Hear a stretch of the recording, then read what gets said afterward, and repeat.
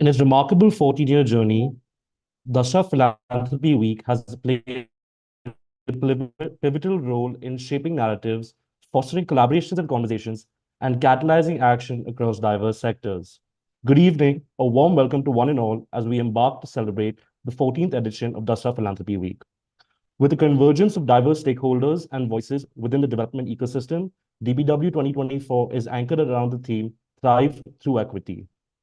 This year, we're having more than 30 convenings, both virtual and in person, and engaging with more than 150 thought leaders to shape a dialogue with more than 1,500 stakeholders. With a lens of gender, equity, diversity, and inclusion, this event hopes to be an enriching and insightful experience that will help shape a collective perspective for shaping the future of India.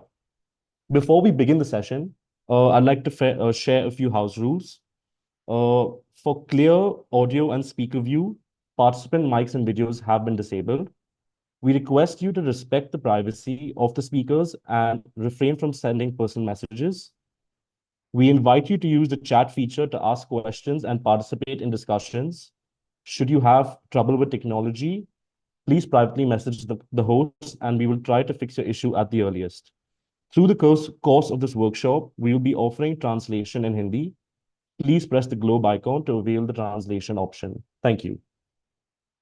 With that, welcome everyone to today's session on leadership resilience, nurturing mental health for nonprofit practitioners. At Dasra, we're all very excited to host this session and bring to forum the much needed topic on mental health and the nonprofit sector. Nonprofit practitioners play a pivotal role in supporting the most vulnerable communities. While the dedication for the sector drives them to work, they often grapple with challenges in balancing the commitment to work with their own well-being. Shadows that cover this essential aspect of our well-being. Post the COVID era, we have come to a realization that many NGO partners have never paused to consider their own mental wellness. This has pushed us, driving us to delve deeper into the often neglected realm of mental health in the civil society sector. Uh, One thing we have discovered is that there is a lack of data, a void in understanding, and a silence that speaks volumes. To amplify the voices of those struggles, to amplify the voices of those whose struggles have gone unheard, to champion the cause of mental wellness for every civil society practitioner in India, in this session, we will share insights from our flagship research to dive deeper into the motivations that drive nonprofit practitioners, the obstacles they face in their roles, and the current status of well-being initiatives practiced within the nonprofit sector. Today, we stand on the precipice of change, armed with insights, armed with passion, armed with the fervent belief in the power of supporting mental health within our community. Join us as we explore diverse perspectives, good practices, and the urgent need for a more targeted approach for civil society practitioners everywhere. Now, I'd like to pass the baton to my colleague Shinjini Singh. Shinjini leads the MLE and thought leadership at Dasra's Rebuild India Fund. She is part of the team exploring the state of mental health in India's nonprofit sector. The study has brought insights from NGOs who are partners of Rebuild India Fund. Over to you, Shinjini. Thank you, Prateek. We often picture NGO leaders and practitioners as individuals who have sacrificed opportunities and chosen instead to serve. But leaders wear multiple hats while balancing community expectations, staff, and their own families. Team members or NGO staff also wear multiple hats. They manage funder visits, community engagement, relations, reporting, communications, and so much else. They are often on very low salaries, no insurance, and no benefits. They work program to program, proposal to proposal. When we discuss impact, we think of thriving communities and equity. But what about the impact of all this work on NGO practitioners, on leaders and staff? Those from grassroots who start NGOs do so with a lot of dare. How can we support them? Next slide, please. The stress and impact of an unpredictable funding environment was most evident during the pandemic. But during this period, when we painfully lost precious lives, we strengthened on ground collaboratives for civil society. Dasra's Rebuild India Fund has committed to support 500 community based organizations over the next 5 years with multi year flexible funding. We are building trust in the ecosystem by measuring change in equity, well being, and resilience. The Rebuild platform today has over 142 NGO partners. These partners are spread across 26 states and union territories and over 300 districts in India. 74% of our leaders are proximate. They are directly from the communities they serve. They represent the aspirations and movements of these communities. Our study on mental health was enabled when we learned about the impact of the Intention Collective's Healing Circles program on our leaders. These leaders had never before had access to a customized program for their mental health and well being. They wanted to share this experience with their team members as well. Leaders, including Anjali ji and Vimal ji, who you will hear from today in the panel, have participated in this study. They have shared their experiences with us, and we are so grateful. But first, what is mental health? One of our study respondents, a leader from Manipur in Northeast India, defined mental health for us. The leader first spoke about community. Communities do not have the luxury of mental health. Mental health is usually associated with sadness stemming from injustice, and this holds particularly true for nonprofit practitioners. Our respondents for this study are spread across 20 states in India. We solicited anonymous responses to a perception survey targeting leaders and staff. We conducted in-depth interviews with leaders and focused group discussions with staff as well. 60% of our respondents were under 45 years old, but 58% of them had over 10 years of experience in the sector. 68% leaders were quite confident in recognizing personal mental health challenges. However, when it came to team members, 14% of team members were not at all confident when it came to recognizing mental health challenges within themselves.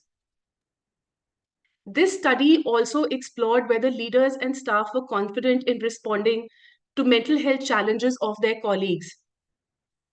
Here we found that team members were more confident than leaders. 70% team members were quite or very confident in recognizing these compared to 56% leaders. Only 26% practitioners were aware of mental health policies in their organizations. If we can just move to the next slide. Thank you. Thank you so much. It is no surprise that there is a lot of stress in the nonprofit sector. The major stressor for over 30% of the respondents was short staffing, followed by limited funding and inflexible working hours. What was also significant for us as a finding was that those who have spent more than 10 years in the sector were more stressed. With length of time in the sector came more stress. With time also comes leadership. Some leaders have had to leave their families during medical emergencies just because of a funder deadline. One of our leaders shares their experience. The struggle of work-life balance is extremely acute. But this is more so for leaders again. 94% leaders struggle with work-life balance. To summarize, 87% of our NGO respondents of non-profit practitioners prioritize work over their mental health. Over 40% are severely impacted by exposure to marginalization endured by communities they serve. But what is holding back mental health for the nonprofit sector and for the nonprofit workspace? Perhaps it's the fact that only 9% actually have funding for mental health initiatives within their workspace. Over 30% of the leaders that we interviewed also mentioned that the biggest challenge for them in enabling mental health in the workspace is the fact that they do not have access to qualified service providers. Nonprofit practitioners, apart from the stress that they face within the nonprofit workspace, also have to endure comparisons within their own families. One of the respondents, a team member of a nonprofit, said it very succinctly. Career growth means economic strength and not satisfaction levels. Thank you for attending this insights sharing. Our flagship report, Glimmers and Stressors, the state of mental health in India's nonprofit sector, will present deeper insights into the context and the state of mental health in India's nonprofit sector. It will also present solutions that are being undertaken by nonprofit leaders and staff. I now hand it over to our partners, the Intention Collective, who inspired this study with the amazing work that they did with some of our leaders. Let's hear directly from the practitioners that have actually experienced the Healing Circles program and attended one of their workshops.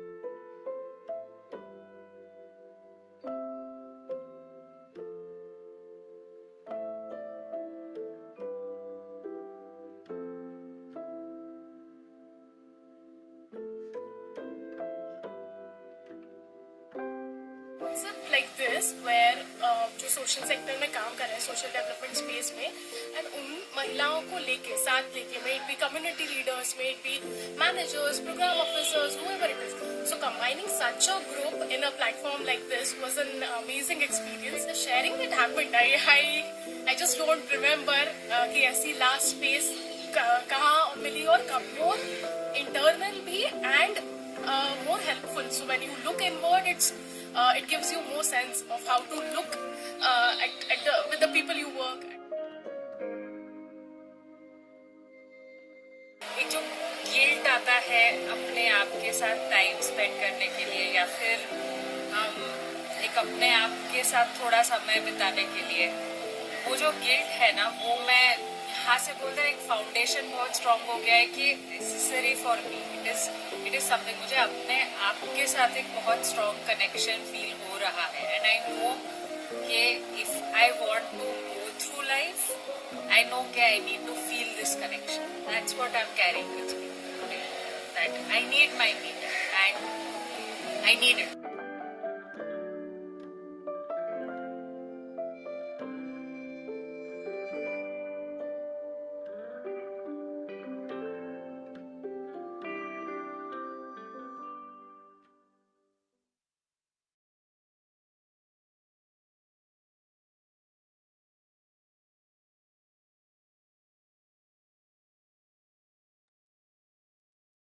Thank you, Shinjini. I think this platform is wonderful and special for us as well because we've worked for a long time in the nonprofit sector, and having done the work and been there ourselves, we recognize just how challenging it is when you're in the work to actually take time to pause. And as you said, it's a luxury often for most of us in the development sector to actually be able to speak about mental health, let alone do anything about it. But just to give a little introduction about the Intention Collective and the Healing Circles program. In the lockdown, when we were actually talking to field teams and field team members, we did a survey in 2022 with about 104 field team members from 8 NGOs across 10 states. And what came up from those interviews was that 50% said they were grappling with work-related stress, of which 15% said they were dealing with extreme stress. And when we were talking and we were doing qualitative interviews and trying to understand what were the needs of the group, and especially jo community workers hain, people who are going in every day, meeting communities, receiving a lot of very challenging situations that often don't have simple solutions, that are intergenerational issues, the question of helplessness would come up a lot, the question of what can I do about this? And often not having space to unpack that, to sit with that, because there's so much that is urgent. There's so much that is necessary in that moment that we don't have the time to do that organizationally or individually. And I was talking to one woman, and she works with the Bricklin community outside Allahabad. और वो कह रही थी, and I was asking her, what does your day look like, and what would you want from something like this? And do you do anything for yourself, for your own joy? And she laughed and, as if to say, what a stupid question. And she said, I work 6 days a week with the community. I myself am the first generation worker in my family. So I have to negotiate to go out and do this work in the community. And on Sundays, I'm looking after my family. I don't have time for myself. This is an irrelevant question. और वो हमारी reality है in this sector that, we often don't have the time because there is so much that is so urgent. And that's really what brought us to Healing Circles, which is a program for frontline social workers. And it was designed to say, how do we make space to pause? जो काम हम कर रहे हैं, we need room to be able to say, yes, this is very, very important, but also how am I feeling? How am I connecting to my colleagues, my peers? How am I responding to feelings of isolation, of helplessness, of burnout? And these were very real issues that we said, no, we need to create a space because every individual has very different mental health and well-being needs. And recognizing that, we designed a program which was offering a mix of one-on-one counseling, masterclasses where there were interactions with different kinds of resource persons to equip you with tools. So how do you first recognize stress? And once you recognize it, what can you do about it? And that's really what the Healing Circles program is about. And over the last 1 year, we've been able to work with a range of organizations, and it's a Hindi language program. And the idea was to say, let's build a community that allows ourselves to talk about mental health and not normalize something that is not normal at all. So without any further ado, I want to introduce the wonderful panel that we have with us today to unpack some of these questions that we have. And first on our panel is Anjali Thakur from Shakti Shalini. And Shakti Shalini is an organization that works with women and children survivors of gender-based violence through crisis intervention, shelter, and counseling support. Also with us is Vimal Jha from Synergy Sansthan. It's an organization based in Madhya Pradesh that works with scheduled tribe communities that are pushed into migratory labor work. Vishal Talreja is also joining us on the panel this evening. Vishal is the founder of Dream a Dream, which empowers young people from vulnerable backgrounds to overcome adversity. And he's also the founder of the Cocoon Initiative, which supports civil society leaders to take a break, to take that pause and to rest. We'll also be joined a little later by Ria Forbes, but to just kickstart the panel now, I want to welcome you all very, very warmly and thank you for taking this time out. And wanted to start this evening off actually by asking you, Anjali, what was it that brought your organization to think about mental health and well-being, and why is it that it's something that as an organization now you're now actively thinking about and practicing? Thank you so much, Deepika. I think thank you so much for the opportunity and the conversation. The topic that we are discussing today, I think it's the key to any kind of relationship that we are building. As an organization working with survivors, we know that they are the core group that we are directly working with. We are trying to, offer many support systems and support initiatives to them. But it is equally important to, take a little step back and look at the team around, because without them, we won't be able to achieve anything. So I think for Shakti Shalini, bringing in the culture that focuses on nurturing and caring for one another, for leaders of the organization to lead by example and actions. So the care and encouragement has to be foundation of the work that we are doing. We have to build solidarity amongst ourselves and encourage each other, because the work and the fight against these societal stereotypes and issues is a long way that we have to go. So we have to start building that culture, care for one another, and for getting the team to for a space to unpack and to talk about their issues. So I think the key for any kind of work, the mission of the organization has to start from the team's well-being. And this has been our core for the longest time. However, with changing times, with kind of situations that we all saw in the past few years, I think the need has arise even more, and this is the time when we make it one of us to look to our team members before going further and investing in their well-being. Thank you Anjali.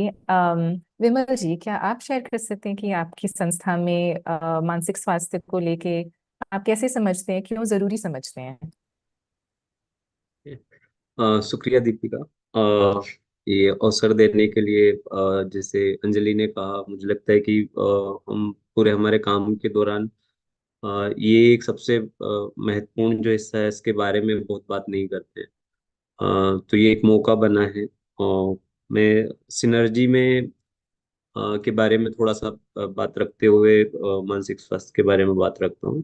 हम लोगों ने जो founders हैं, को founders है synergy के, rural और tribal area Madhya Pradesh से आने वाले हैं। और 22-23 साल की उम्र में हम लोगों ने साथ में पढ़ाई कर रहे थे, फिर सिनर्जी की शुरुआत की। तो इस यंग एज में एक तो 2006-07 में हमने शुरू किया था, तो बहुत ही फेवरेबल कंडीशन हमारे सिविल सोसाइटी ऑर्गेनाइजेशन में भी यंग लोगों के लिए नहीं था। And at the same time, क्योंकि हम मैं जैसे अपने बारे में बताऊं, मैं फर्स्ट जनरेशन लर्नर हूँ। मुझसे पढ़ाई शुरुआत हुई मेरे घर में। तो परिवार का भी एट द सेम टाइम बहुत वैसे सोचना होता है कि ये पढ़ के कुछ काम करेंगे।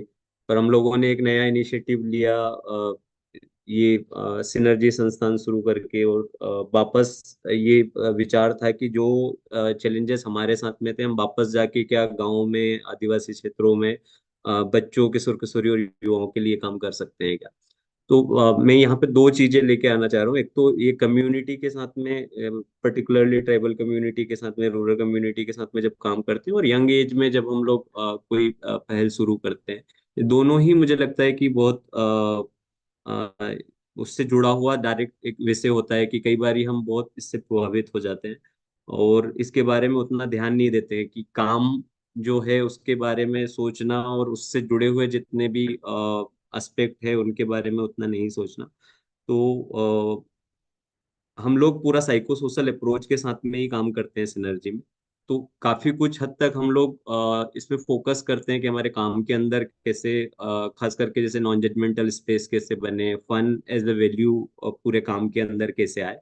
पर इसमें भी हम लोगों ने इसको बार बार, क्योंकि बोलने से सिर्फ की वैल्यू है ये, पर उसको प्रैक्टिस करना, तो बार बार उसको देखना। और खास करके कोविड के बाद से हमें लगा कि ये पूरा हमारी टीम में भी और हम सब लोगों को भी इसके बारे में काफी गहराई से ये महसूस हुआ। और पूरा हम लोगों ने मीडिया रिपोर्ट्स का एक एनालिसिस किया। एक साल में हरदा एक बहुत छोटा सा जिला है, 6 लाख की पॉपुलेशन है। एक साल में 200 सुसाइड्स हरदा में हुए, और उसमें मोर देन 65% जो है यंग लोगों ने की है। तो वो एक बहुत ही अलार्मिंग सिचुएशन था हम लोगों के लिए। ये समझना, तो विद इन टीम भी हमारे जो फाउंडर और को फाउंडर सिनर्जी के हैं, वहां पर भी हम लोगों ने इसके बारे में और गहराई से सोचना शुरू किया, इस पे काम करना शुरू किया। और कुछ कुछ प्रैक्टिसेस हम लोगों ने सिनर्जी के अंदर शुरू किए, जिससे कि हम विद इन सिनर्जी टीम एक बेहतर कल्चर कैसे ऑर्गेनाइजेशन के अंदर डेवलप कर सकते हैं, जहाँ पे हम टीम का वेलबींग के बारे में ज्यादा ध्यान रखें। तो कुछ कुछ प्रैक्टिसेस हम लोगों ने शुरू किए, जैसे फॉर एग्जांपल मैं रखना चाहूंगा एक once in a month learning space के नाम से हम लोगों ने एक स्पेस बनाया है, जहाँ पे बियॉन्ड प्रोजेक्ट और ऑर्गेनाइजेशन टीम महीने में एक बार मिलती है, एंड वो लोग डिसाइड करते हैं कि किस विषय में बात करनी है। वो खुद से जुड़ा हुआ हो सकता है, कोई नई चीज सीखना है उसके बारे में हो सकता है। तो ये एक पहल हम लोगों ने शुरू की है। दूसरा जो हम लोगों ने शुरू किया, वन ऑन वन मेंटरिंग का एक किया है, कि जो भी टीम साथी जिस भी प्रोग्राम के साथ में काम कर रहे हैं, उस पर्टिकुलर प्रोग्राम से हट के एक साथी होंगे जिनके साथ में वो once in a month discussion कर सकते हैं कि उनकी लाइफ में क्या चल रहा है, काम में क्या चल रहा है, टीम के साथ में किस तरह से अभी चैलेंजेस आ रहे हैं, कुछ चीजें आ रही है जो वहां पे वो उस स्पेस में शेयर नहीं कर सकते, जो डायरेक्ट रिपोर्टिंग पर्सन है उनके साथ में। तो ऐसी कुछ चीजें हैं जो हम लोगों ने शुरू करने की कोशिश की है। और बहुत सारे चैलेंजेस भी है, कुछ कुछ चीजें और हम लोगों ने सोची है। जिसमें काफी सारे फिर चैलेंजेस भी हैं। तो ये थोड़ा सिनर्जी का एक्सपीरियंस है अभी तक का। थैंक यू विमल जी। और आप में अंजलि जी और आपसे वापस आऊंगी और पूछूंगी कि जो प्रैक्टिसेस है वो आपने कैसे शुरू किए और क्या इनिशिएटिव्स लिए स्पेसिफिकली। पर उसके पहले I just want to come to Vishal. And Vishal, you are the founder of the Cocoon Initiative, and if you could tell us a little bit about what it is and why you envisioned it and why you think this is something that needs to be accessible in the development sector. Yeah, thank you, Deepika, and it's a pleasure to be here with all of you. And thank you to Dasra for inviting us for this very important conversation. Uh, the idea of the Cocoon Initiative one came from my own experience. Um I took my first formal sabbatical, I must say, in 2018 after running Dream a Dream for 18 years. And it happened when there was a leadership transition that happened inside the organization. And that was the only time I felt I could actually take a sabbatical and step away from the organization for some time. Uh, and for the first time, I realized that stepping away from the organization, one not only gave me the time that I needed to rest, but it also gave me time to reflect back on the journey, celebrate the milestones, but also reflect on moments which were filled with insight, which were filled with things that I had missed, things in my own journey that helped me grow, things in my own journey that helped me become more aware of my own biases and prejudices. But also a space where I felt rejuvenated and nurtured.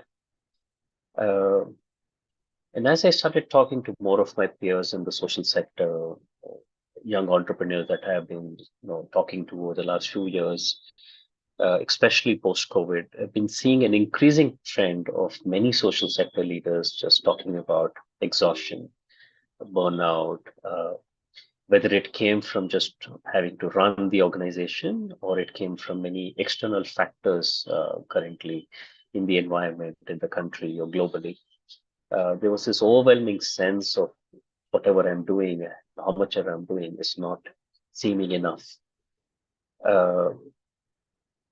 And that led me to start thinking about it and talking more about it with my peers and trying to understand what it is that's holding them back from taking a sabbatical, taking a break, investing in their rest and well-being. And one big factor that came up, which is also there in the study among the top three factors, was the inability of leaders to even consider a break from their work. It's a very new idea for them. The second was that for many of the social sector leaders, especially proximate leaders, the salary or the funding that they got from the organization they were running were very important for them to support their families and support their personal commitments. So taking a sabbatical would have meant, not having a salary or an income for a few months, and they wouldn't know how to take care of that, their families and personal commitments around that. So the Cocoon Initiative really came from that idea that how can we support, to begin with, social sector leaders uh, to take a sabbatical, to take a pause, just to rest, just to nurture themselves again, rejuvenate, and use that time for investing in their own well-being, reconnecting with their families, reconnecting with themselves, uh, and seeing their work as a leader and their organizations from a different lens, from an outside lens. Right? So that's where the initiative came from. Thank you. Thank you, Vishal. I think what's common in what everyone has shared so far is COVID and the pandemic and the lockdown, and that being a sort of a point where of reflection in many ways. सबके लिए वो lockdown जो समय था, I think जो चीजें चल रही थी सालों से वो चल रही थी, but that made us all pause and look at what was happening. And Anjali, I'd like to come back to you because when we were speaking earlier, you'd shared that it was during the lockdown actually that Shakti Shalini took very concrete steps towards building a well-being mental health practice for some of your staff. And could you tell us a little bit about that? Sure. So yes, As I said initially, that we are working with survivors of gender and sexual violence, and as the COVID lockdown hit, that was the time that everything came to a standstill. Or uh,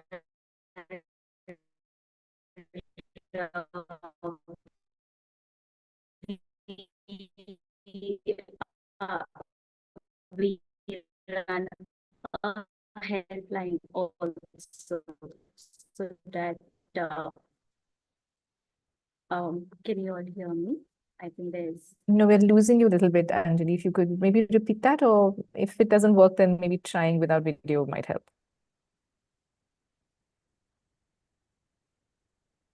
all right. Is it working for now? Yes, yes, we can hear you. All right, ठीक है। तो जैसे मैं बात कर रही थी कि कोविड के दौरान पे जब लॉकडाउन हिट किया, हम हेल्पलाइन सर्विसेज भी ऑन रखते हैं ताकि survivors can directly reach out to our counsellors for support. And as soon as the lockdown hit in March 2020, we did not receive many calls on our helplines for good 2-3 weeks. And that was the point when we realized that these survivors are stuck at home with the people who are harming them, and which is why they're not able to reach out for support.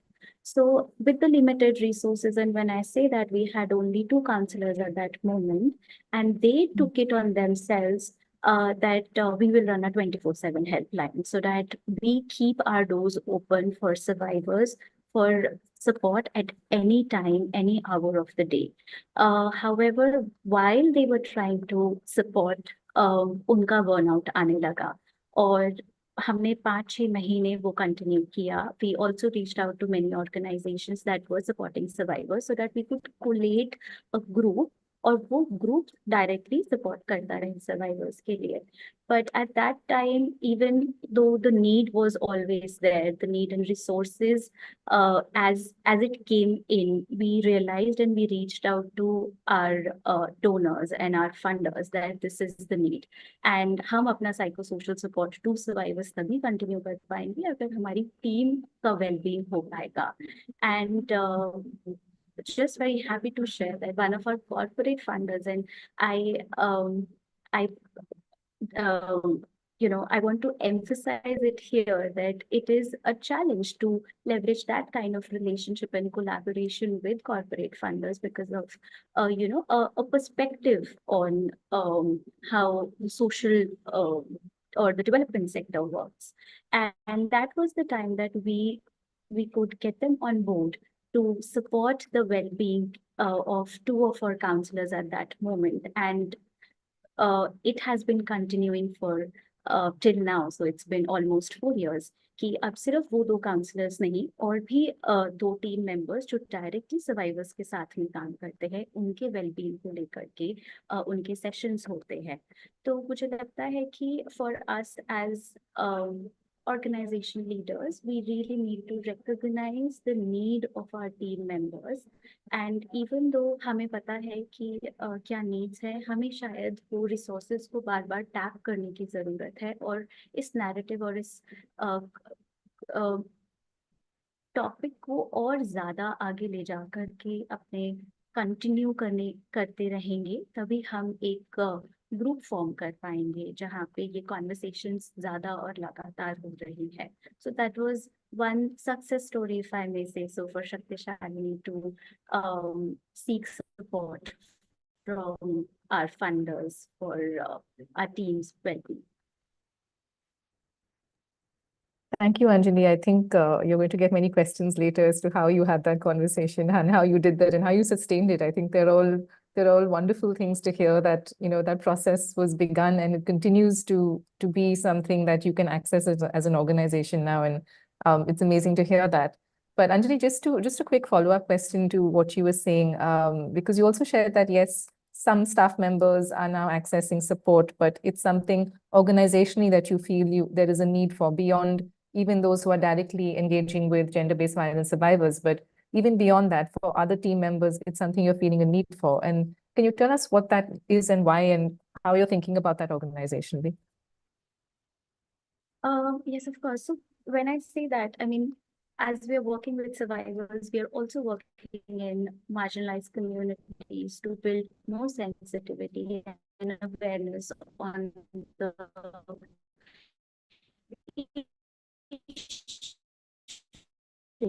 because response is important, but so is the preventive measures because we really so to do that, there's a team who is directly engaging with the group. And even when their work is to sensitize, they are coming across survivors. And when those survivors share about their journeys, if though they are not counselors and they would not be providing any psychosocial support to them, but they are the ones who heard them for the first time and they would be connecting them to the concerned team. But in the first few conversations, they should have enough tools and mechanisms so at least hear them and to also able to accept that this is the reality of this person and this happens, but it should not affect me to the core that then I take time to go back into the community. So I think it's important for us to also provide the support system to our team members. So that is one, and these are the challenges at work and in the field. But the society where we are coming from, I mean, of course, in the 8 and 9 hours of our day, we are always talking about how violence and patriarchy, it affects the relationships and who we are as human beings right now and how we access the resources around. It impacts our personality. It impacts who we are at work also. There's a there's there's a divide that we all talk about, which is personal and professional, but we know that these are nothing but corporate conversations and terminologies. But there is nothing personal and professional. Who I am at home, I am bringing that self at my work. So while we are talking about our team members and their emotional well-being, we also need to recognize the challenges that they are facing. And just to add one more, we have team members who approached Shakti Shalini as survivors who took shelter in our shelter home. And right, they are now our team members. So, so the work is intense.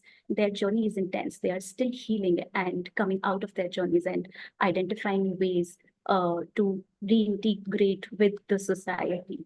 But in that process, they need hand holding, they need support, they need safe spaces. And we try to expand or extend those services to them as well. So then it goes long way. It cannot just be limited to identifying one mental health professional and then telling them कि महीने में एक बार session कर लेते हैं. But then it has to be the culture, what Vimal ji was also talking about. कि वो culture में अगर वो care और वो sensitivity और encouragement होगा, then only we will be able to continue the work and focus on the mission of the organization. Anjali, thank you, and thank you for bringing up this whole work-life balance that we all struggle with, and as you said, is false because who we are at home is very much who we are bringing to the office and how we are engaging with our peers, and those are not identities we can separate. And I think in some ways we're doing ourselves a disservice by trying to separate those things and say, "नहीं, आप वो घर में छोड़िए, but don't bring it to work," because we are all human beings and there are many things that affect us on a day-to-day basis. And just coming to that, विमल जी, जो आप कह रहे थे when we were talking earlier कि जो आपके frontline workers हैं जो रोज community में जाके काम कर रहे हैं, वो सबसे in many ways मुश्किल काम कर रहे हैं क्योंकि वो रोज वो कहानियां सुन रहे हैं जो आप कह रहे हैं कि सुसाइड्स इतने हाई हैं जिस डिस्ट्रिक्ट में आप काम कर रहे हैं, वो कहानियां सुन रहे हैं, वो सुझाव पाने का they're trying in many ways to help and support these communities, पर उनकी देखभाल कौन कर रहा है, उनके बारे में कौन पूछ रहा है, उनके सपोर्ट नीड्स क्या है, उसके बारे में बहुत कम चर्चा होती है हमारे क्षेत्र में। और ऐसे लगता है कि नहीं, हम सोशल वर्क में हैं तो करते जाएं। और उसको लेके आपके क्या विचार हैं और आपके ऑर्गेनाइजेशन लेवल पे कैसे अप्रोच करते हैं जो फ्रंटलाइन वर्कर्स हैं, जो आपकी कोर टीम है, जो बाहर जाके इन कम्युनिटीज के साथ काम करते हैं? तो दो चीजें हैं। एक तो ये है कि हम लोगों ने बहुत यंग एज में शुरू किया, और हमारी जो सारी टीम है वो युवाओं की टीम ही है, और हम लोग यंग लोगों के साथ में काम कर रहे हैं। तो एक तो ये है कि वो एक पूरा आई थिंक, और उसी कॉन्टेक्स्ट से हम लोग आने वाले हैं, तो वो एक रियलाइजेशन है कि क्या चैलेंजेस होते हैं। जैसे फॉर एग्जांपल इस एज में एजुकेशन, करियर, शादी, इससे जुड़े हुए जो या रिलेशनशिप, इससे जुड़े हुए जो मुद्दे हैं वो बहुत ज्यादा उस तरह से करते हैं। And at the same time जो अलग अलग तरीके से डिस्क्रिमिनेशन है, उनकी आइडेंटिटी, उनकी पहचान को लेके, जो एक है कि मैं लड़की हूँ, मैं इस जाति का हूँ, मैं इस धर्म का हूँ, उस चीजों, तो ये बहुत सारे सवाल हैं जो कहीं ना कहीं उनके दिमागों में चलते रहते हैं, और उसकी वजह से वो बर्नआउट भी होते हैं एट डिफरेंट लेवल। काम के लेवल पे हमें ये महसूस हुआ, हमने कुछ कुछ चीजें, चूंकि हमारा पूरा काम जो है साइको सोशल अप्रोच के साथ में है, हमने कुछ प्रोसेसेस शुरू किए, लेकिन हम उनको बहुत इफेक्टिवली रन नहीं कर पा रहे। कारण ये है कि एक तो ये, जैसे मैं बता रहा था कि यंग एज में हमने शुरू किया, तो 4-5 साल तो इन्वायरमेंट ऐसे था कि भाई हमको सिविल सोसाइटी ऑर्गेनाइजेशन में लोग बोल रहे थे आपने क्यों शुरू कर लिया। एट द सेम टाइम घर वाले भी बोल रहे थे कि भाई क्या कर रहे हो, दोस्त लोग बोल रहे थे अपने करियर के साथ कुछ गड़बड़ कर रहे हो। तो ये एक मतलब फिनोमिना था। 11-12 के बाद में थोड़ा युवाओं के बारे में बात होना शुरू हुई, तो थोड़ा सा एक पॉजिटिव इन्वायरमेंट हम देखते हैं पिछले एक दशक में थोड़ा देखने को मिला है।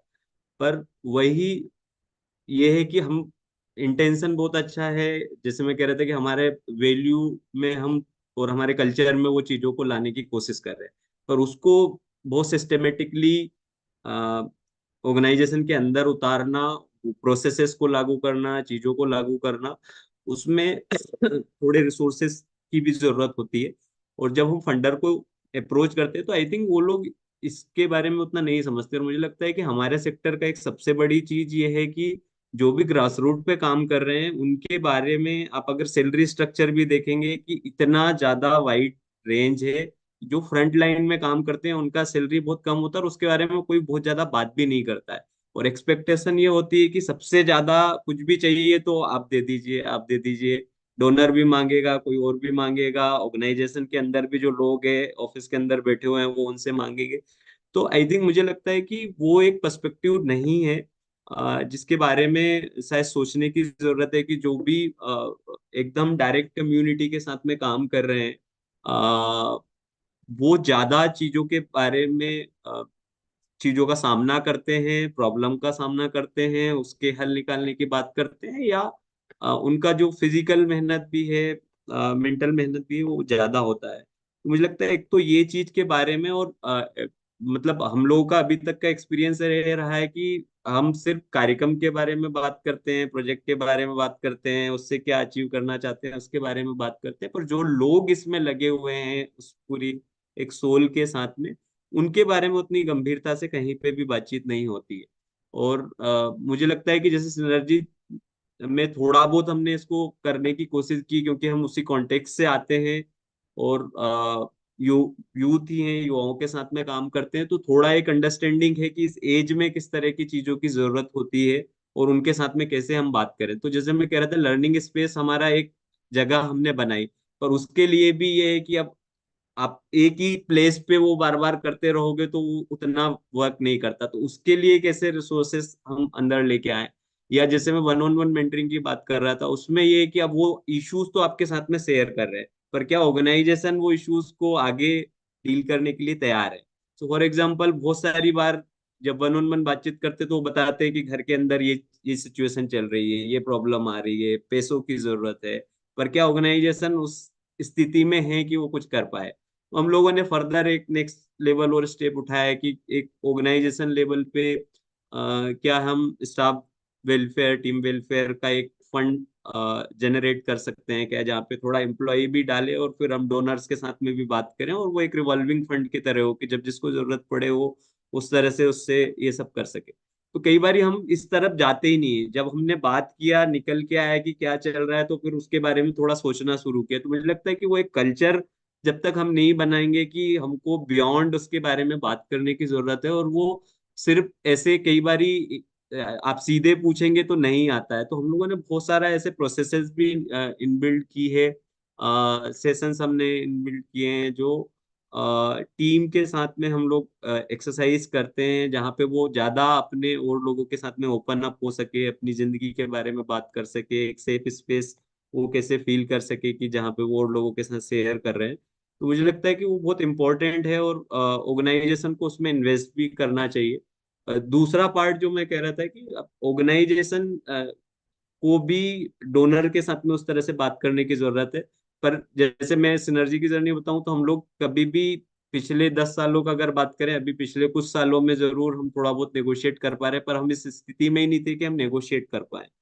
तो मुझे लगता है कि वो पर्सपेक्टिव शायद दूसरी तरफ भी आने की जरूरत है कि वो बातचीत का एक स्पेस बनाए। मुझे लगता है डोनर साइड में भी ये होता है कि वो बातचीत का स्पेस ही नहीं होता है, मतलब सिर्फ कुछ चीजों के बारे में बात हो रही होती है, अच्छा ये आप भेज दीजिए, ये क्या कंसेप्ट है, क्या चीजें हैं, क्या काम करेंगे, पर as a whole organisation initiative सोल उसके बारे में उतना स्कोप नहीं है, आई थिंक, मुझे लगता है बातचीत का। रमन जी, दो चीजें आपने शेयर करी कि पहले तो फाइनेंशियल सिक्योरिटी, और जब हम हीलिंग सर्कल्स का प्रोग्राम जब हमने शुरू किया था तो हमने एक रखा सेशन की फाइनेंशियल सिक्योरिटी पे लोग एक्सेस करें एक एक्सपर्ट को, और हमें लगा कि शायद कम लोग होंगे डायरेक्टली मेंटल हेल्थ के साथ जुड़ा नहीं है। पर जो हमें रिस्पांस मिला था उस सेशन के बाद कि आप ये सेशन और कीजिए, हम उन्हें वापस बुलाइए, क्योंकि ये नीड जो है इतनी जरूरी है, जैसे आप शेयर कर रहे हैं कि financial security is so important, और मोस्ट ग्रास रूट्स वर्कर्स के पास हेल्थ इंश्योरेंस, बेसिक जो प्रोटेक्शंस है उनके पास एक्सेस नहीं है। तो अगर हम उन चीजों के बारे में बात नहीं करेंगे तो कैसे कह सकते कि आप सेफ महसूस करें, आपका मानसिक स्वास्थ्य बहुत अच्छा है, जब वो बेसिक चीजें नहीं है आपके पास। तो thank you for bringing that up as well. और जो वर्कप्लेस कल्चर की बात कर रहे हैं, and Vishal, I want to bring that to you now to say, because I know you share that you took a break when your organization was going through a transition, but how do you even allow yourself to take that break? Because as you said, it's something that most leaders are so afraid of, also for multiple reasons. And then to say, what does that rest mean, and what are some of the responses that you've got to the Cocoon Initiative in terms of what people have shared with you, and why they would like to access it but maybe not, and those who have accessed it as well? Uh, so let me start with the personal experience. In my case, one was that post the leadership transition, the organization, I had a very supportive board, and the board was like, I think it's important for you to take this break. Uh, Also, just to kind of reinvent yourself, think about how you want to now show up in a different role.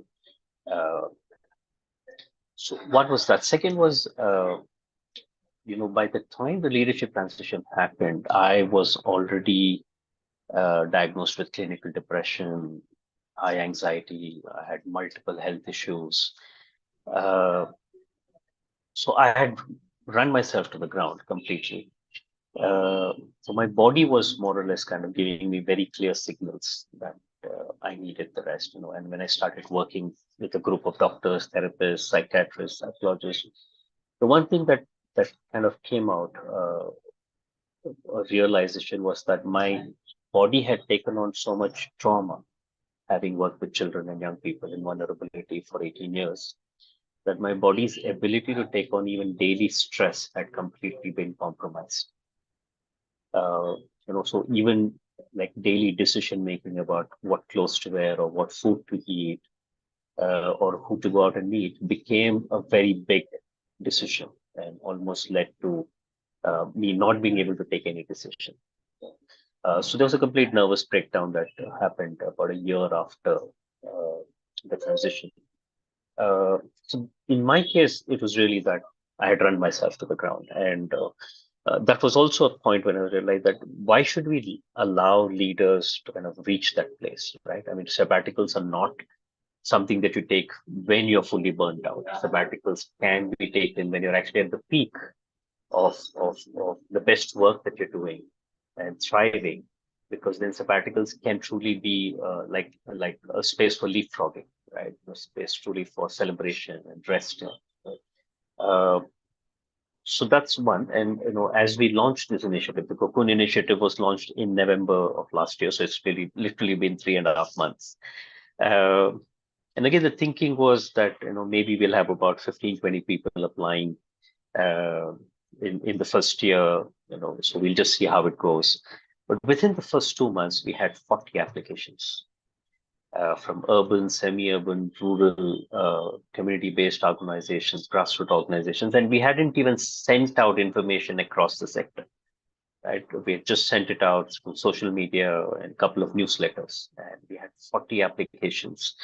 And as I started having conversations with some of these leaders, two things that came up.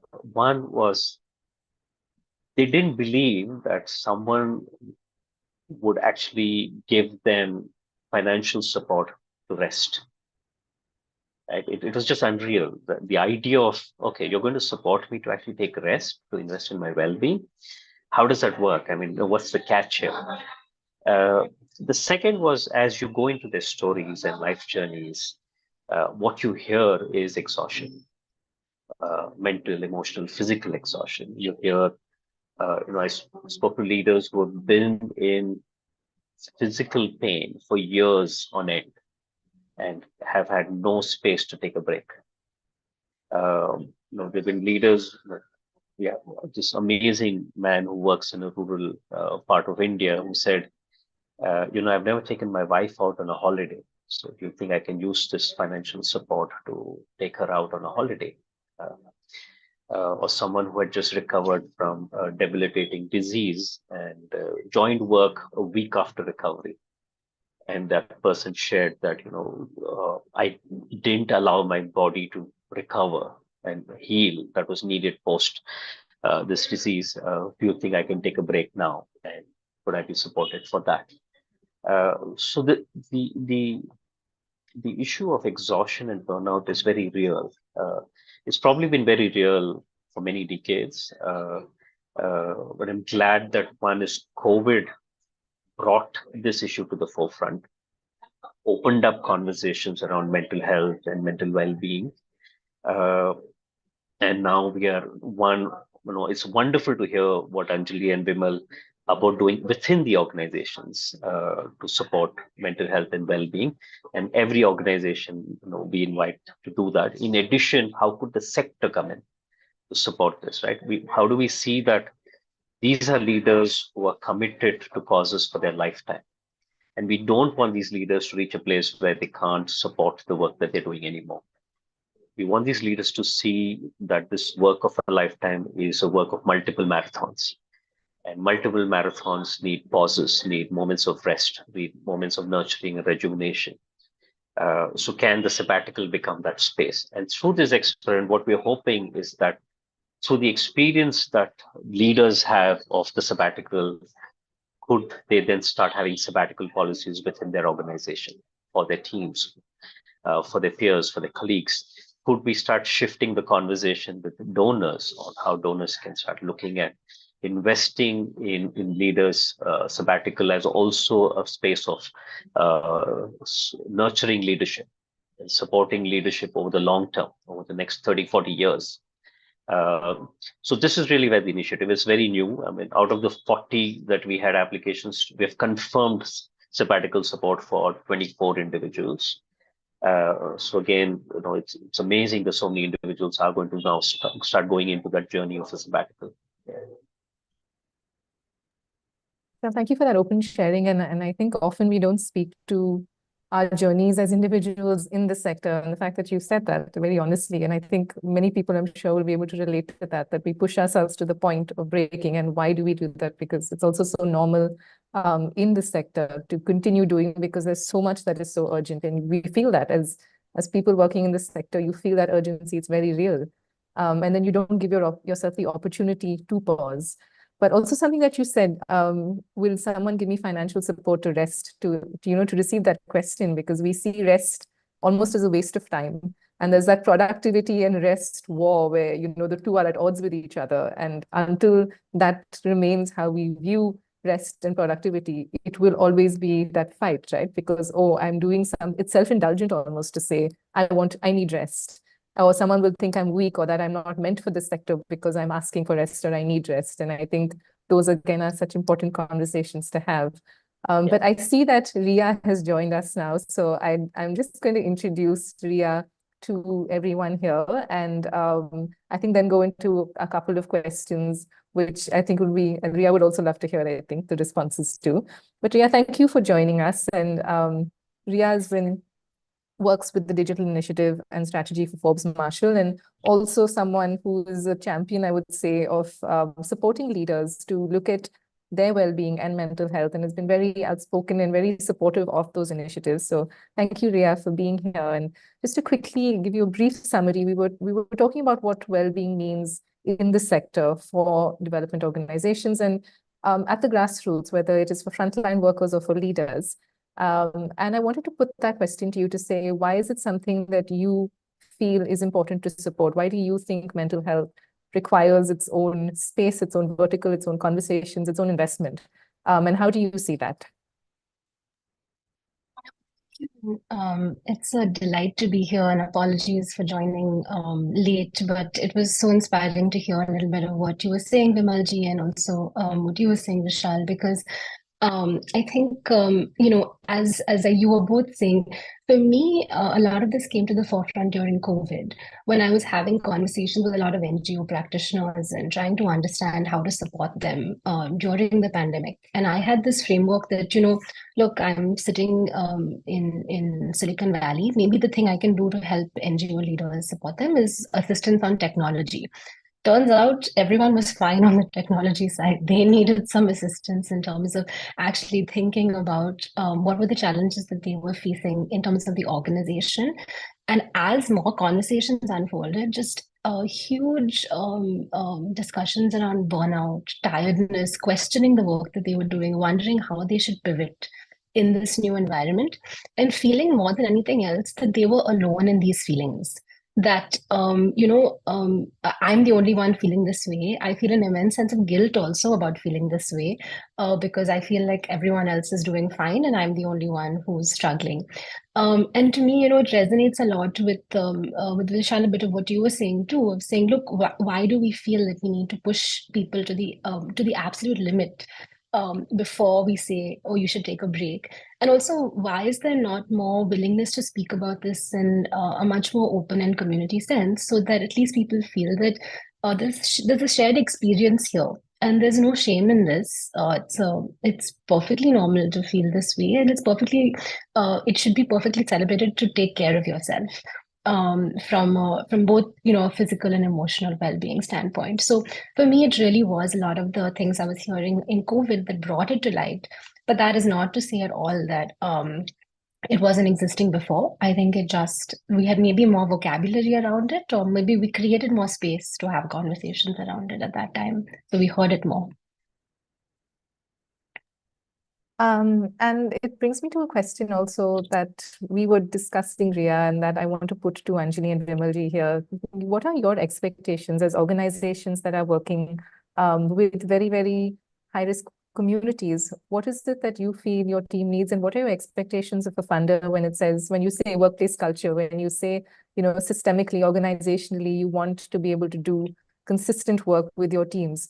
What does that look like for you, Anjali, if I can say, what are your expectations?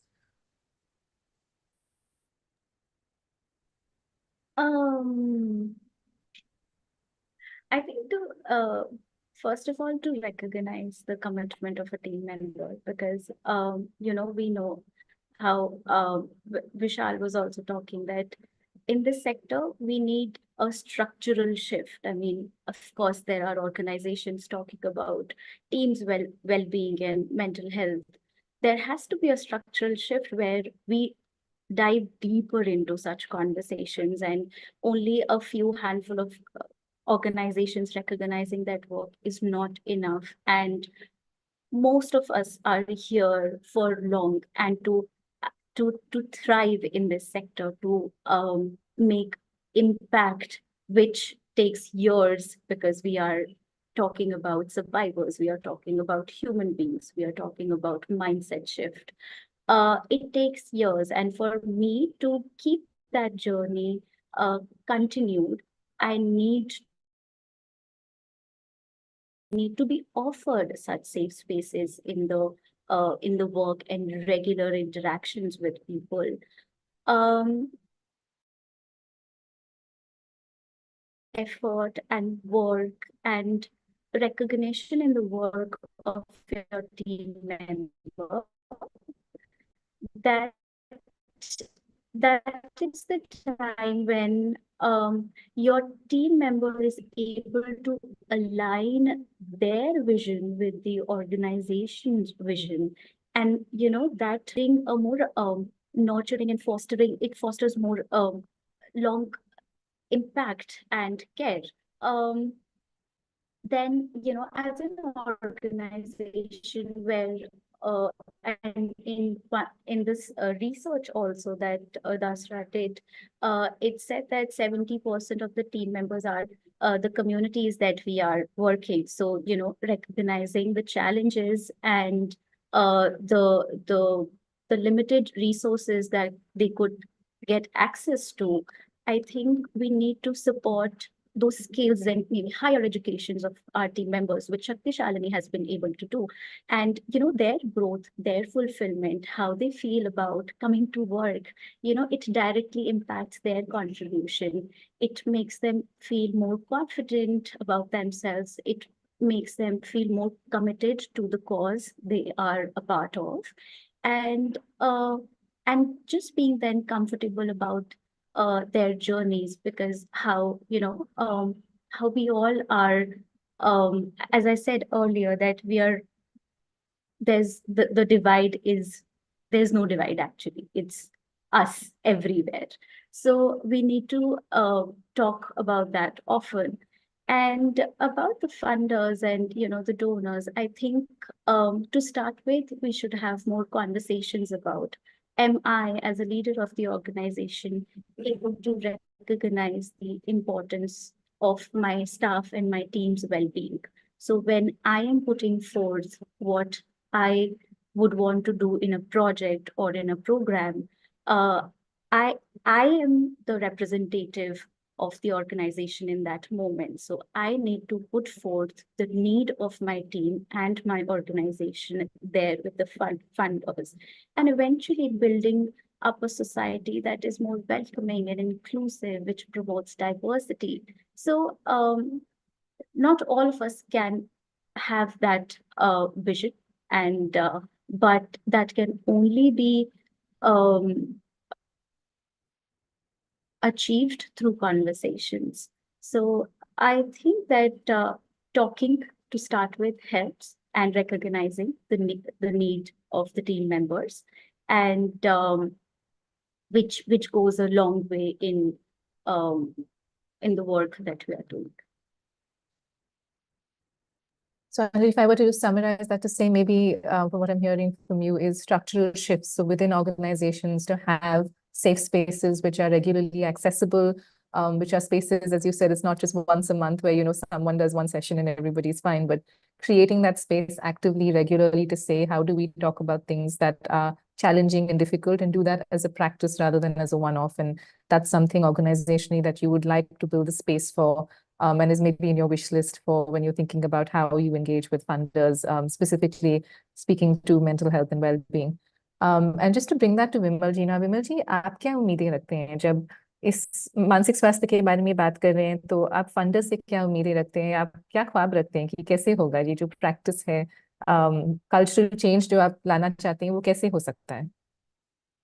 तो मुझे लगता है कि हर एक donor का ये उम्मीद होता है कि आपका एचआर पॉलिसी कैसा है।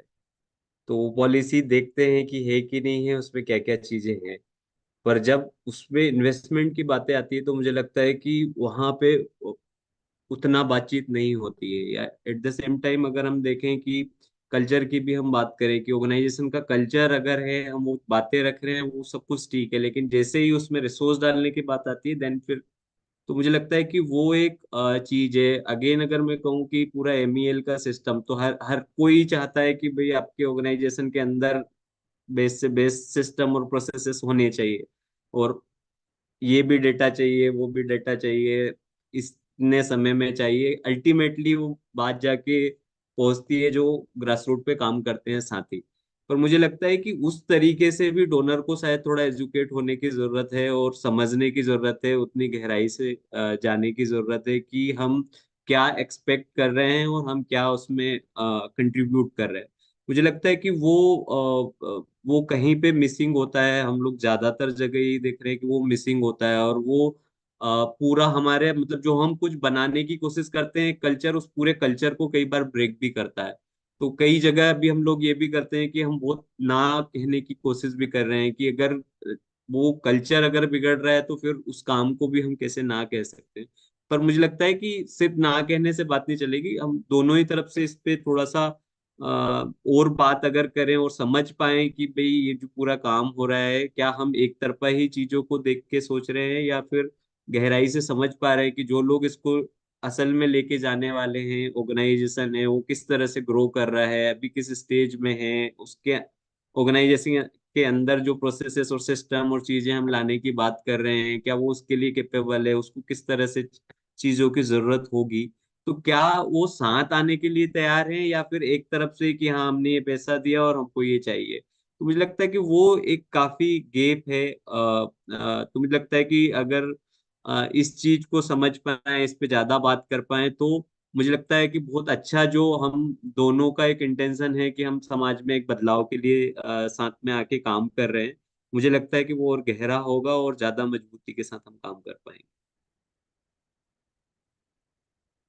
Thank you, Vimalji. And just to bring that back for Riya, to you for a moment, to say that, there are a lot of things, as Vimalji just said, culture needs resourcing. And as a funder, is a specific mental health fund, or how are you thinking about what could actually support the well-being culture of organizations, and what would that take and what would that look like?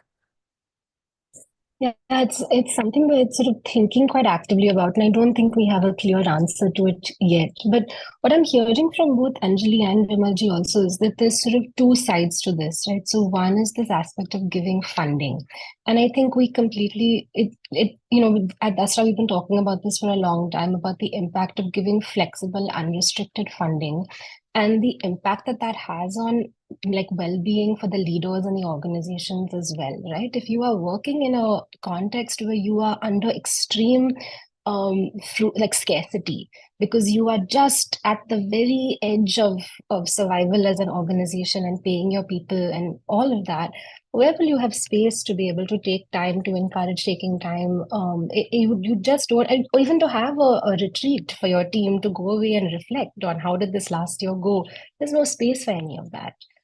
Everyone is doing the best at the very edges. So I think the impact of flexible, unrestricted funding also on well-being is really important, I think, for us to think about.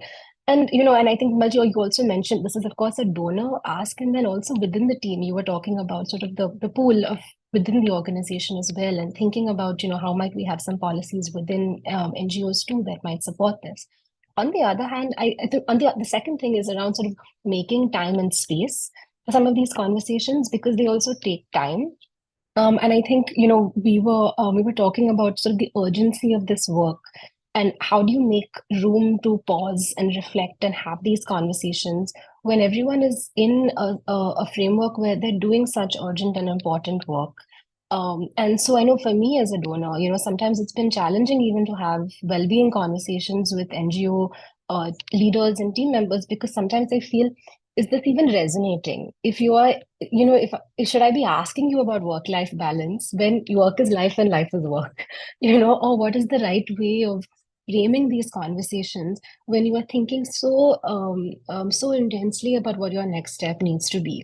So I think how do we create the space also to have these conversations in contextually relevant ways? And I was reading this lovely article also that talked about sort of listening between the lines of what people are saying, because sometimes people will not raise these issues that are incredibly sensitive and personal and that they have been told culturally are not okay often to raise. So how can we sort of make again the space to listen between the lines of what people are saying, and hear and tease out a bit more of what might be going on under the surface a little bit more. So those are things that are just sort of top of mind, Deepika. But I'd love to hear more in terms of as donors, we create sort of horizontals around mental health and well-being. What might that look like tactically? Thank you, Ryan. We just last week had a workshop for women specifically, and it was a gender and well-being workshop. We called it Ek Din Sirf Mere Liye.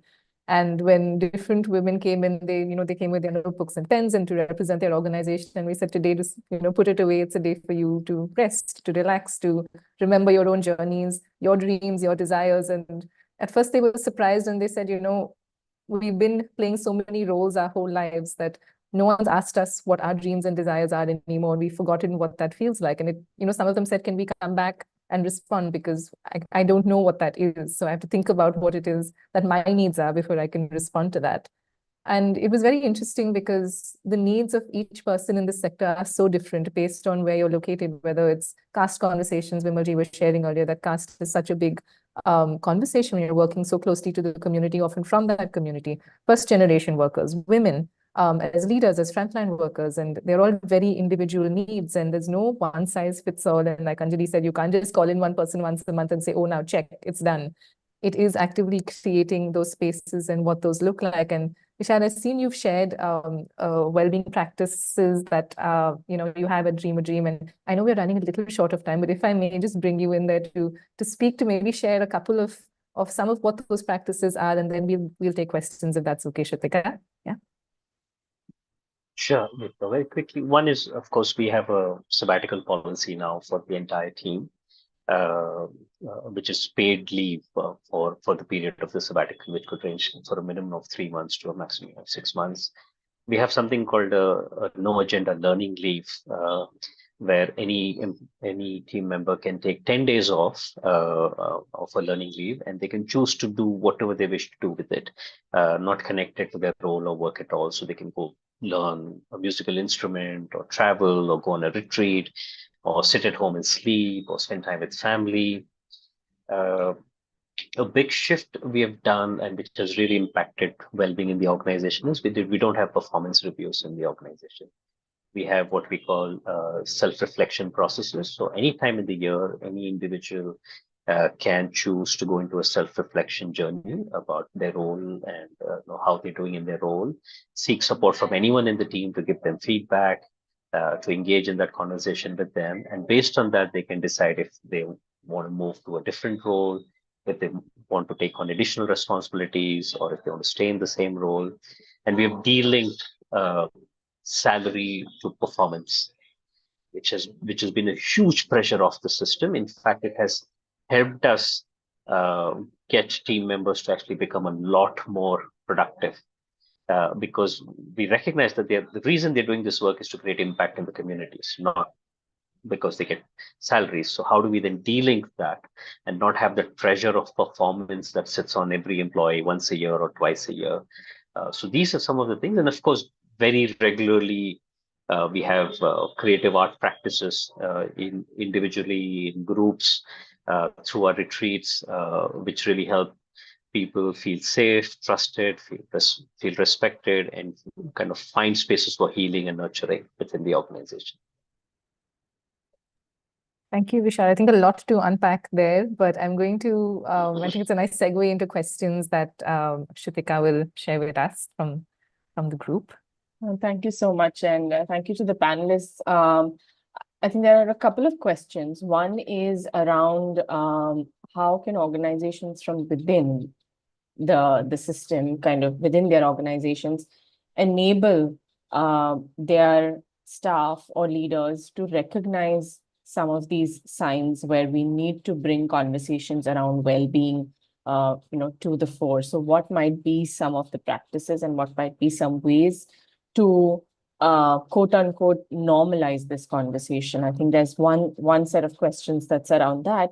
And the other set of questions is, of course, the engagement of the nonprofits with the sector overall. So जो funders है हो या community में कोई हो, जहाँ पे आप काम कर रहे हैं, how do you engage with them and also be able to use those spaces to almost advocate for and say that I think we need that retreat and I'm going to put it in my budget, or I think we need that policy. So I think would be just great to hear. Maybe we can start with the first one on what might be ways to recognize the need for this that I think, staff members and team need to talk about well-being.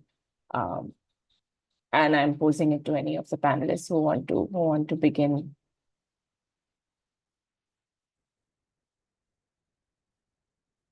I can break the silence. Anjali, yes, you unmuted yourself. Please go ahead.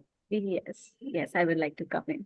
I think for us, it is to lead by example. I mean, there are team members who see the leaders, who see how we begin our meetings. So, with a general check-in, how the moods are like, how was the week, how they are feeling today, and if they would want to take some breaks between the meetings.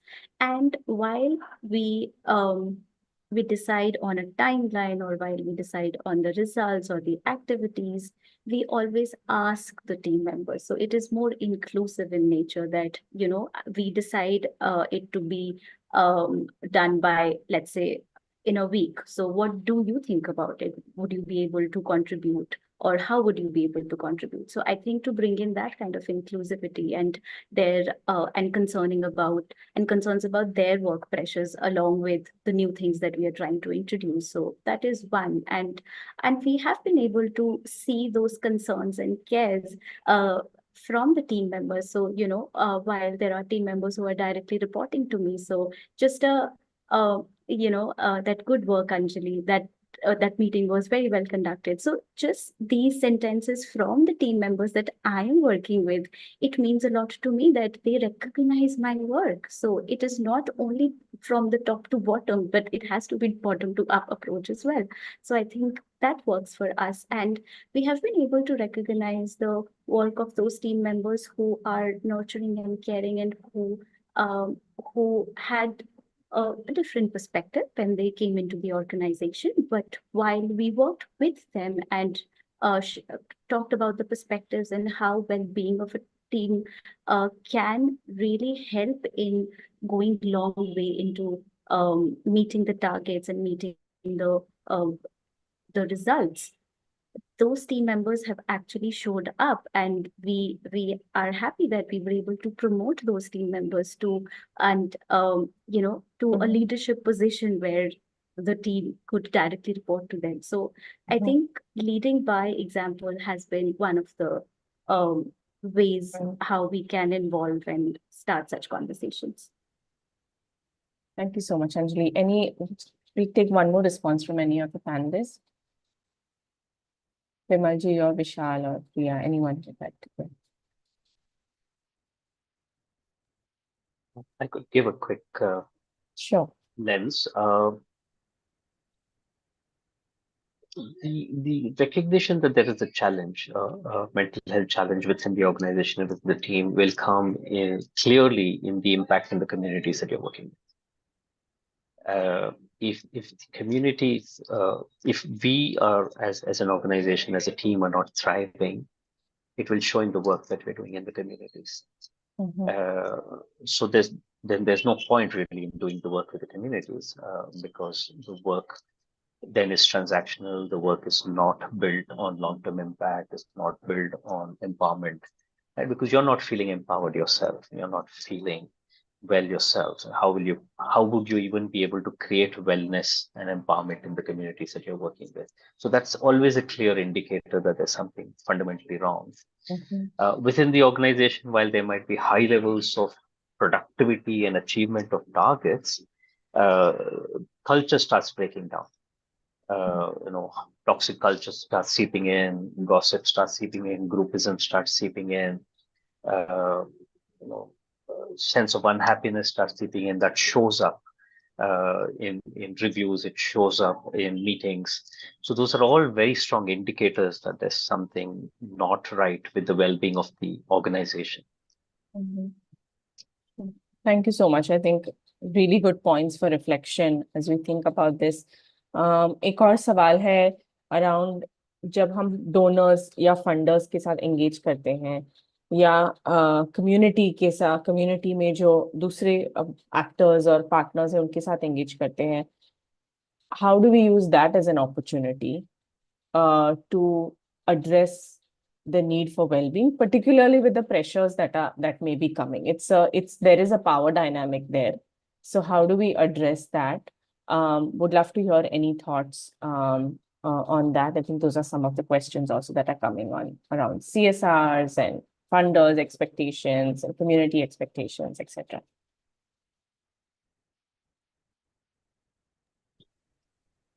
I can start if you like, Shrutika, and then I think it's really important, and I think sort of maybe a little bit to what Anjali was saying earlier. It's really very much leading by example. I think these conversations are not, and not everyone is entirely comfortable with these conversations yet, but we somehow have to try. So I have found that by and large, there's been a fairly good response if, even if someone is coming in with a very outcome-driven conversation, whether it's from a community standpoint or a funder standpoint or whatever it is, and you can just take a moment to say, oh, it sounds like there's been a lot going on. How are you feeling? Or, oh, that sounds like a big milestone that you're working towards. Are you feeling excited about it, or do you have some anxiety or trepidation about how it might go? Even if you can plant a little bit of that space there, some people won't walk into it and take that, but others will just be delighted to have even a little bit of an opening to start having a bit of these conversations. So I don't know if this is the right way to approach it, but my sense has just been just open the door a crack at least and see if someone is willing to then go in and have those conversations with you. And this is really to Anjali's point of saying, like, I think we need to just model the behavior that we want to get back to us as much as possible. And then hopefully by doing that, it becomes more of the norm, and it becomes less intimidating and more people are open to having these conversations as well. Thank you so much, Riya. I think some pertinent points there. विमल जी, आपके experience अगर आप share करना चाहेंगे थोड़ा, कैसे आपने ये issue के बारे में अपने स्टेक होल्डर्स के साथ बात करी है? बिल्कुल बिल्कुल। तो हम लोगों का पूरा जो काम का तरीका है वो स्टार्ट विद सेल्फ, और हम इंडिविजुअल्स को फोकस करके ही काम करते हैं सारा। वो उनकी फिर फैमिली, और फिर जो आउटर सर्कल सोसाइटी की हम बात करते हैं, एंड देन लार्जर लेवल पे सिस्टम के साथ में वो कैसे जुड़े। तो जर्नी सेल्फ से शुरू होती है। आई थिंक मुझे लगता है कि जो विशाल भी कह रहे थे कि बहुत अलग अलग तरह के चीजें हैं जो अगर खुद खुद के साथ की कहानियों से हम अगर उसको जोड़ के नहीं देखते हैं, और वो रिफ्लेक्शन अगर हम हमारे चीजों में नहीं कर पाते हैं, और वो कई बारी सिर्फ ऐसे आप जाके पूछेंगे उससे नहीं होता है, वो कल्चर से या फिर कुछ मौके देने से होता है। तो जैसे ये हमारा पूरा जो काम है डोलसेंट और युवाओं के साथ में है, तो हमने काफी सारे ऐसे प्रोसेसेस बनाए हैं, सत्र बनाए हैं जो उनको खुद को एक तो अ, गहराई से खुद को जानने का मौका देते हैं, जैसे कि मैं कौन हूँ, मेरे सपने क्या है, आकांक्षाएं क्या है, मैं किन डर को लेके साथ में चल रहा हूँ। अलग अलग लोगों के साथ जो भी उसके दोस्त है, माता पिता है, और लोगों के साथ किस तरह के द्वंद्व हो रहे हैं, वो द्वंद्व क्यों हो रहे हैं, वो वैल्यू सिस्टम क्या है, और उसके बीच में ये किस तरह से अंतर्द्वंद होता है, और उसको कैसे प्रबंधित किया जाता है। तो ये सारी चीजों को लेके हम काम करते हैं। एंड इसके अलावा जो मौका होता है कि वो लोग अलग जगहों पर जाए, थोड़ा सा अपनी जगह से निकल के, जैसे विशाल कह रहे थे कि थोड़ा सा समय लेके वो बाहर जाएं, तो ग्रुप एक्सपोजर्स होते हैं, इंटर्नशिप्स होती है, वो एक मौका होता है कि वो अपने आप के साथ में थोड़ा समय बिताते हैं, रिफ्लेक्ट करते हैं, वापस मुड़ के देखते हैं अपनी जगह से बाहर निकल के अपने आप को। और ये पूरी प्रोसेस मुझे लगता है कि उनको खुद को बहुत गहराई से समझने का मौका देती है, और वो अपने आसपास में क्यों किस तरह से वो प्रभावित हो रहे हैं। मतलब जैसे मैंने शुरुआत में भी कहा था कि अगर हम मेंटल हेल्थ को थोड़ा सा और गहराई से देखेंगे, तो जो हमारे समाज के द्वारा दी हुई विभिन्न पहचान है उसकी वजह से भी है, और वो चीजें हम कई बार बहुत गहराई से लेके चलते रहते हैं, या उसके आधार पे फिर हमारे साथ में जो भी घटनाएं होती है, चाहे वो लिंग के आधार पे हो, जाति के आधार पे हो, धर्म के आधार पे हो, तो उन सब चीजों को वो समझ पाए। At the same time young लोगों के साथ जब हम काम करते हैं तो मैं बता रहा था कि रिलेशनशिप है, शादी है, करियर है, शिक्षा है, इससे जुड़े हुए जो प्रेशर है, सवाल है, चीजें हैं, इन सब चीजों को भी अंडरस्टैंड कर पाते हैं। एंड कई बार हमने बहुत सारे केसेस में देखा है कि यंग लोग अपने माता पिता के साथ में भी कैसे बातचीत करनी है वो स्पेस भी नहीं बना पाते। मतलब घरों के अंदर सिर्फ ये चीज होती है कि वो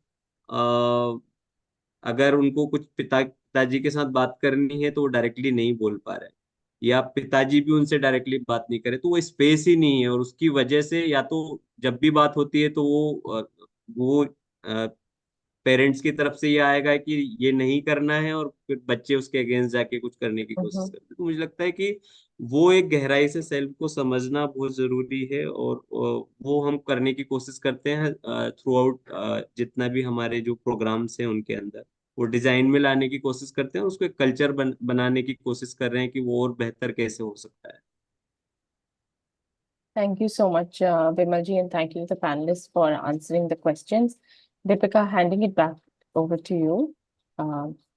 Sure. I know we are very much on the line with time. So I just want to thank you all so much for sharing your experiences, being very open about and very honest about how it's difficult, how it's normalized the kind of work that we do, and how there's a need to create safe spaces. And I was just making a little drawing as I was listening to you all, and work culture, structural shifts, safe spaces, balancing of guilt, balancing of the need for productivity, for outcomes, for outputs. And I think it's lovely to have a start to this conversation at this forum.